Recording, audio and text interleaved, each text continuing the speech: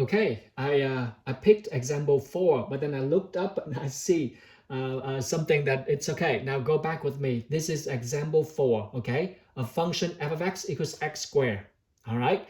And then you put them in terms of y so that you solve for the inverse. That's what example 4 was asking us to do. Here we go. The inverse is right here, okay? By taking square root both sides, this one turned into x, and this is positive and negative y, okay? Now, when you graph the function f of x equals x squared, it goes like this. Now, look at this. In this value right here, ladies and gentlemen, in this value right here, you see that y value, or the f of x, will always be positive. Therefore, you need to set condition. You need to set condition for the what? The inverse. The inverse right now, meaning now, after you solve for x right here, what do we do? The last step to put them back into the inverse function. What do we do? That's right, replace x into what? Y, okay? And now y into what? Y into x. And then look at this. We are now only taking what? The positive value y. Because for this one to be the inverse of that guy, you have to take only the positive value for x, because look, you cannot have a negative value from this function right here, okay? So that means that you have to set the condition for x, which is x must be bigger than or equal 0, which is only this branch right here, ladies and gentlemen. Now this is right here, look at that. This is the branch that guarantee you the inverse right here, okay? When you graph this one right here, look, Mr. Deng is going to graph this inverse right here with you. This is what it looks like.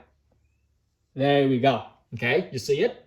Okay, that is the idea for this function y equals the positive square root of x to be the inverse of this function. The condition is that x must be positive, bigger than or equal 0, okay? All right, so there we go.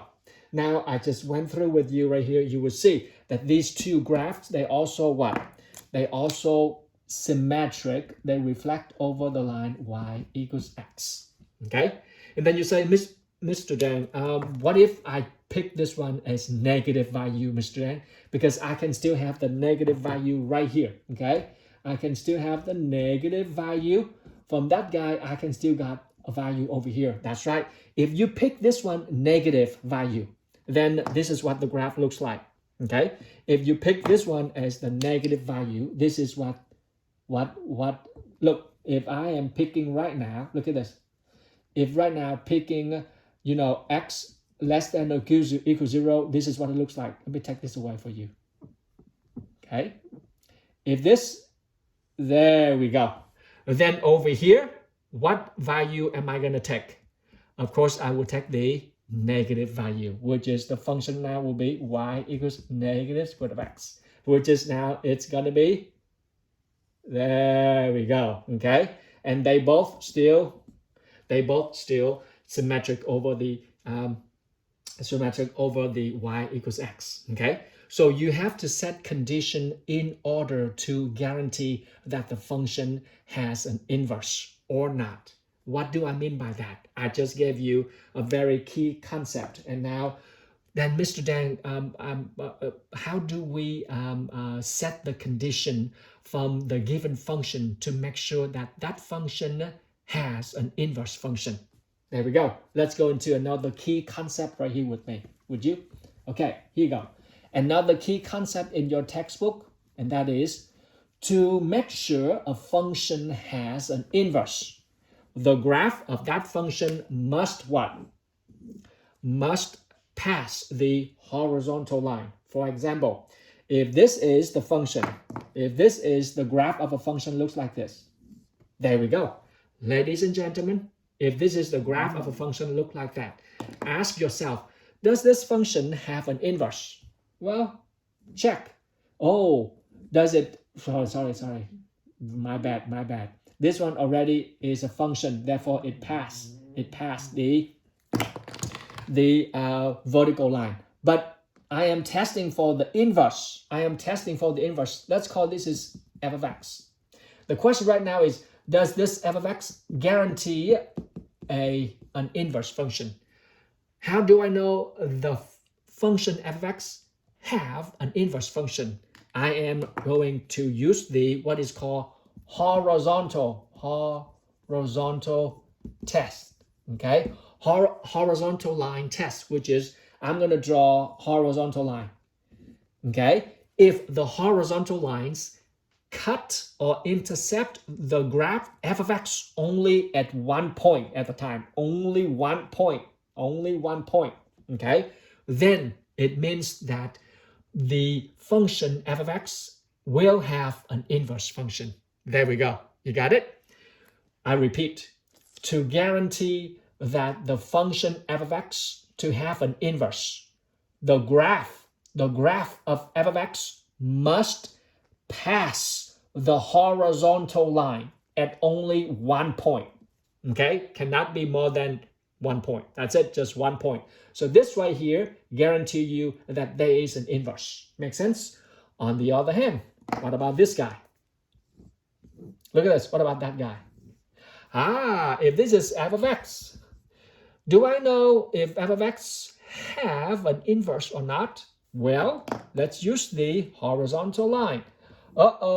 You cut at what? More than 1 point. Therefore, this one will not have an inverse. There we go. Will not have an inverse. Make sense? Because you don't pass the horizontal line. Okay? Let me repeat. From previous lesson, for a relation to be a function, that relation must pass the vertical line to be a function. Okay, got it? That's the one thing you learned many months ago. In this case, for a function to have an inverse, the graph of that function must pass the horizontal line, meaning cut only 1 point and 1 point alone. Got it? Okay, there we go. So this guy right here, it will not have an inverse unless or until you set condition that, oh, Mr. Deng, I only set for the value at the point, let's say x is, let's say, how about right here? Look, if my go like this, there we go. I will set condition only one branch. Right there. If on the condition at x bigger than or equals 0. And then, ladies and gentlemen, this one, if you set condition x only on the positive side, start with 0, then yes, indeed, it can have an inverse if you set condition like that. Okay, so it is very important for you to capture that. Now we are moving into example 5 with me. Would you look at example 5 with me, please? Here we go. Okay, let's look at example 5. If you need to pause the video and watch it again, guys, do that, because it is very important for you to grasp the concept of the function and its inverse. Okay, so here we go. We now have a function. Let's say f of x equals what? 2x to the third plus 1. Okay, and the task asks us to determine whether the inverse function has, whether the inverse f is a function. In other words, to say, can we have an inverse function for that guy? Okay, how do I know? Well, guys, come on, be my guest. You can graph this guy, okay? When x is 0, y is 1. This one coming out from what? Coming out from the parent function, which is x to the third. And x to the third, what would that look like? Look like that right there, okay? Look like that right there, okay? So this one, you have a translation, lift up to 1 right here, okay? And then it goes with the value for coefficient, leading coefficient like that, so it's bigger like that. There we go, okay? So it's just like a worm, okay? A worm right here, it keeps going and going. Talk to me, guys. Does this graph pass the horizontal line? Indeed, meaning it only cuts by the horizontal line only 1 point at a specific line. Therefore, this one guarantee you that yes, it will have an inverse function. Now, the next step is find the inverse function. You say, oh, come on. Yeah, go ahead. You now can solve for x, okay? The technique to find the inverse function you just learned from what I share right here. How do I find the inverse function, Mr. Dan? Go ahead, solve for x, okay? 2x squared plus 1. Okay, here's your function. How do I find the inverse function? Go for it. Solve for x, okay? You are now solve for x. Let's go. Can I bring 1 over here? Yeah, minus 1, minus 1. There we go. So you now have y minus 1 equals 2x squared. 2x to the third power. You need to find x, so set x alone. What did you do with 2? Yep, divide by 2. There we go. So now this is gone. Okay, so now x to the third power equals what? Y minus 1 over 2. There we go. Ladies and gentlemen, you want to single x alone, just x to the 1 exponent, not to the third. How do you get rid of 3? There we go. What'd you do? Oh, you do what? 1/3 to both sides. Okay, here we go. You do 1/3 to both sides. Or shall I do this just to really, give you one step at a time? Look at this. These both sides are already in perfect balance. If I do something to the one side, I have to do the same thing to the other side. So look what I do right here. I just simply, I need to solve for x. So this one, take it to the 1/3 power. This one to the 1/3 power. There we go. That's same thing as both sides to the 1/3 power. When I do 1/3 power, why 1/3? Because x to the third power. So I want to get rid of what? There we go. 3 times 1, 3 is 1 itself. So what I have right now is x. And this right here, you are no stranger to this guy with me. You know that. Can you put this in the radical form for me? Hey, 1 over n. So what's that? Yeah, n is 3. This is a cube root of y minus 1 over 2. There we go. Ladies and gentlemen, you are almost home. Now, this is what you just find for the inverse. You solve for x, but to put them back in the function, okay? You put them back in the function, you must replace x for y and y for x. Therefore, now your inverse function will be, here we go, your inverse function in blue. Okay, got it?